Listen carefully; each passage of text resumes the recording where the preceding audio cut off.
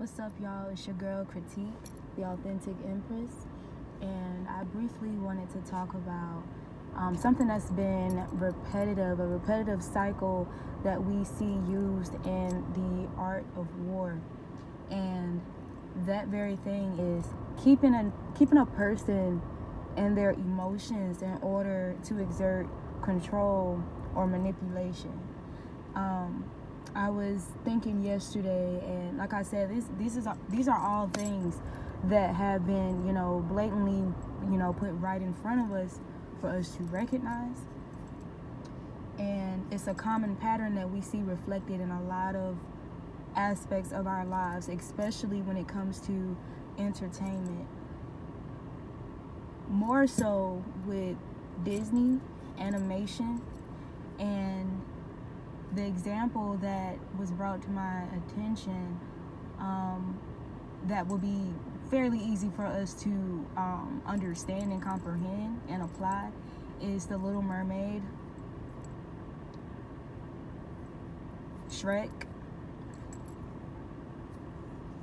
and I'm sure Mulan. Okay, so I'm just going to use these three movies for an example, just to get straight to the point. And for example, so if you seen the movie Mulan, especially the newer version where it's like actual people,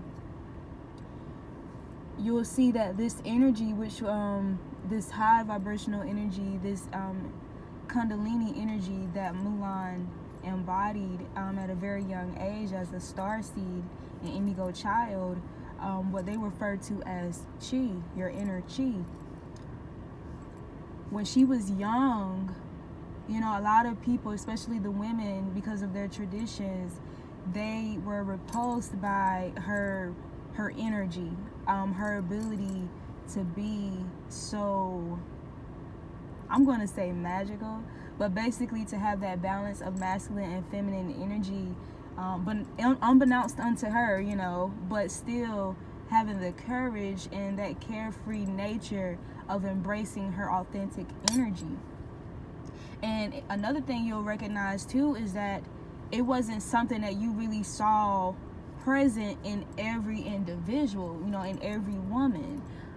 So she was definitely, like I already said, like a starseed. We can consider her a starseed.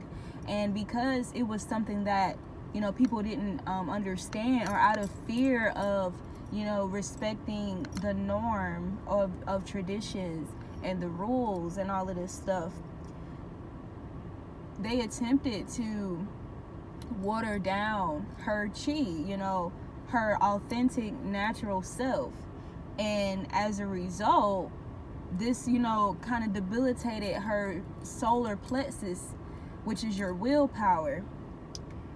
But understand too, what was the tactics, the strategy to even convince her that the energy that she embodies is actually problematic when it's really not.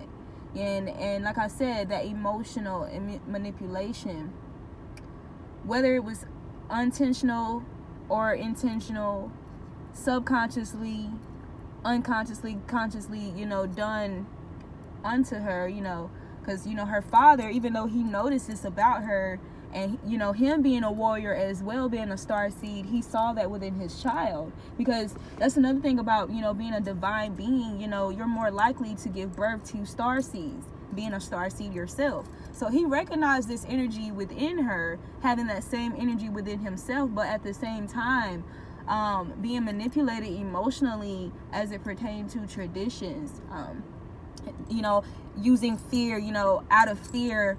And what I mean by out of fear is, if they see her, if they see that she has this energy, because the rule was that a woman is not supposed to be a warrior. A woman brings honor to the family by, marriage, and not so much embracing that masculine energy or the balance thereof. So being, pressured by his wife, and out of respect to, like I said, their traditions, he was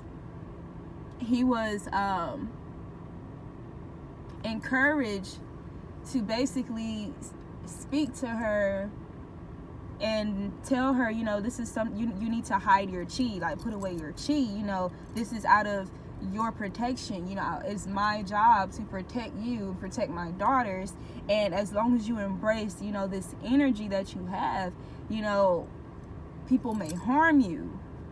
So out of respect to her father as well as her family, and not wanting to bring dishonor or disappointment on the family and her people, she basically tucked it away.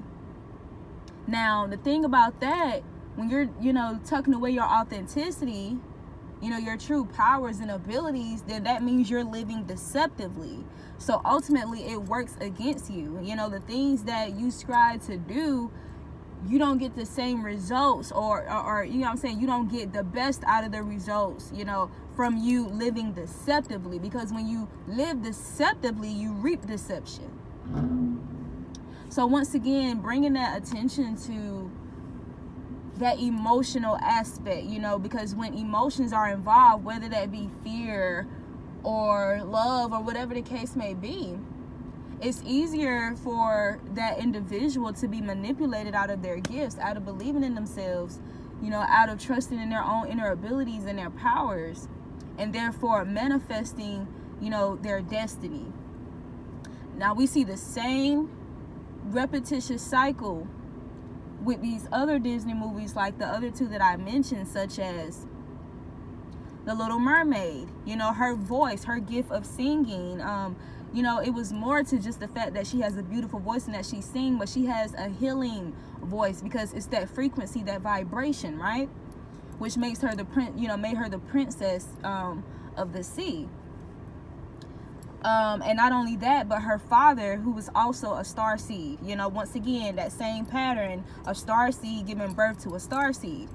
So there's always an adverse nature or character or villain in the picture who's opposing that divine gifts and abilities. So in the case of this movie, it was Ursula, the octopus lady or whatever, the dark high priestess, let's say that, who understood, because once again, just because, you know, people operate from a dark heart and a dark spirit, that does not mean they are blind to your light and your divine abilities. If anything, this is why we experience spiritual warfare in the nature of people trying to drain your energy, people trying to energy harvest off of you, you know, all of that stuff, or take your energy and put it on as if, you know, they are you, just to benefit from the type of benefits that you benefit as a result of that being your authentic self. So once again, that emotional aspect, playing and toying with someone's emotions to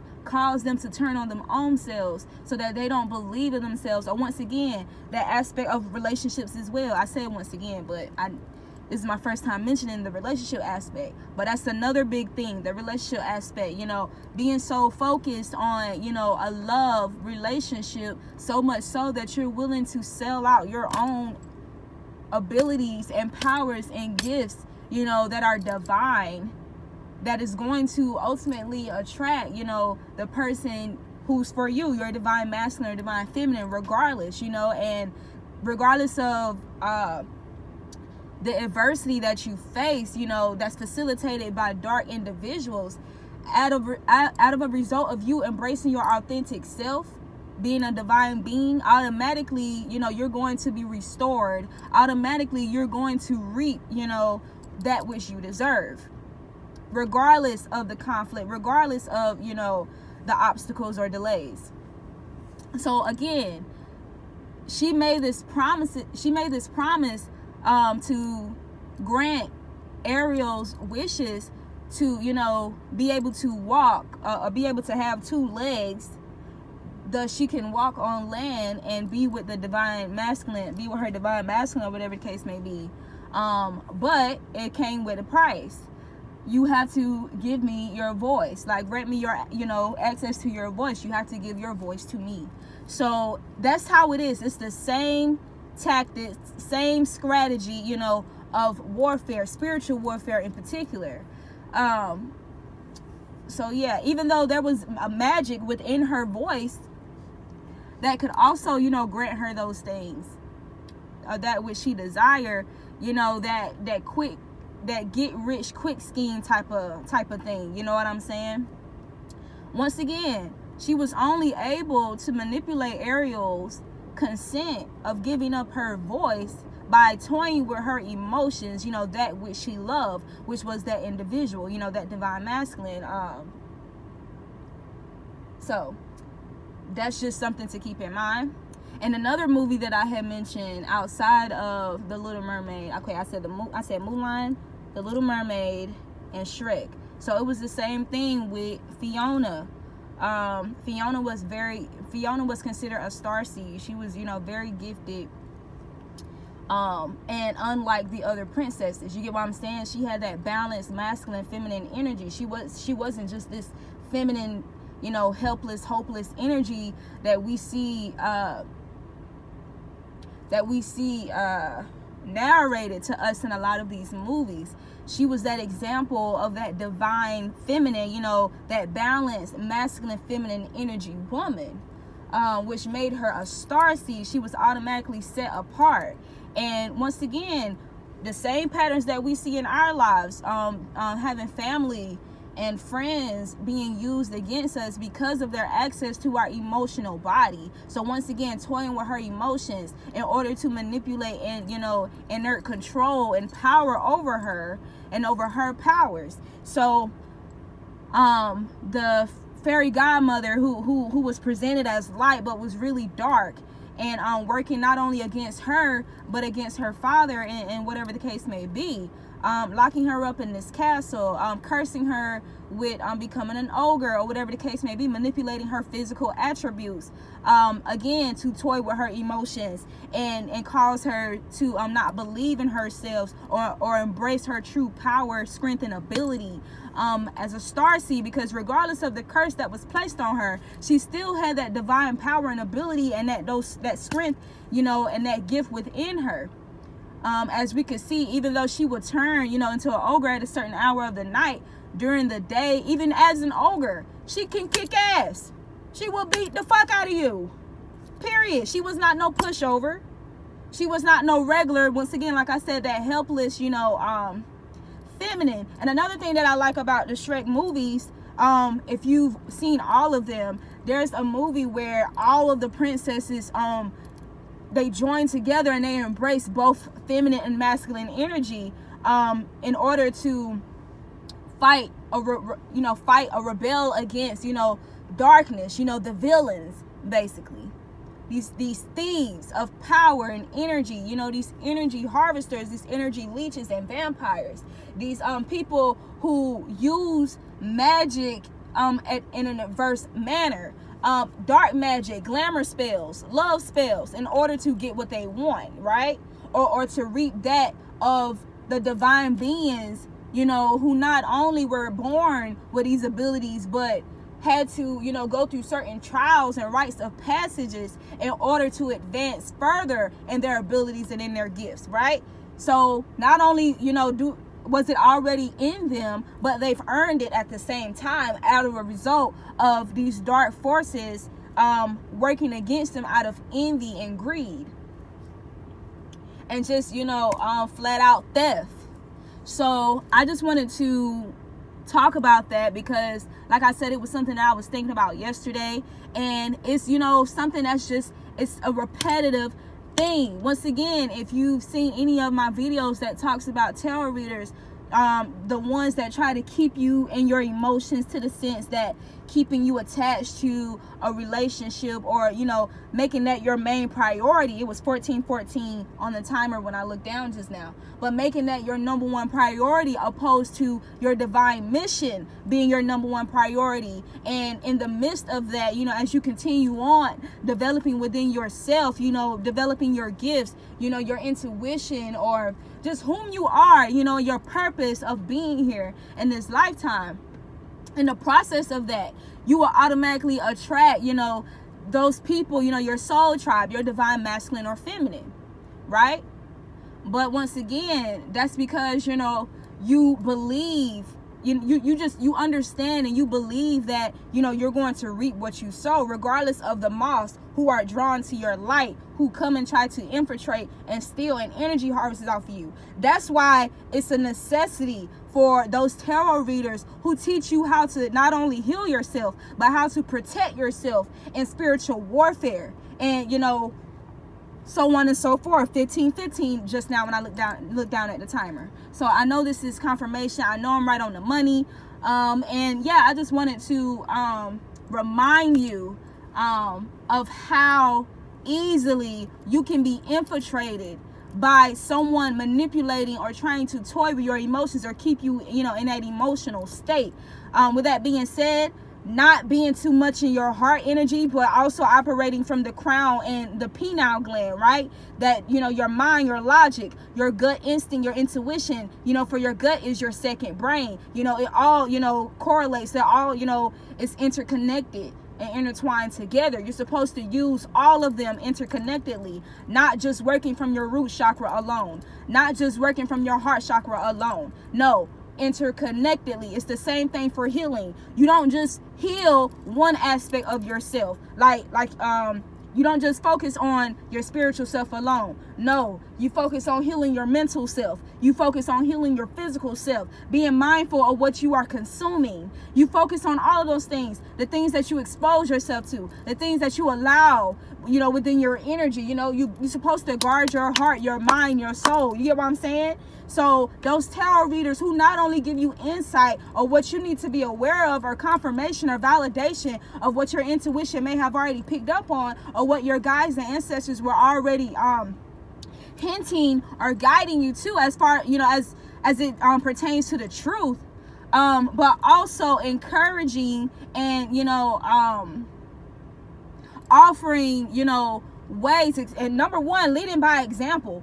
That's number one, leading by example. But, you know, offering ways, you know, outlets of like progressing within yourself and thus reaping the abundance that you deserve. Removing Queen of Swords, removing 1717, removing things that are false, right? So that you can balance out those scales, because the Queen of Swords is the Libra card. Libra is also ruled by Venus, known as the planet of love. So yes, you love, but understand, divine love is truth.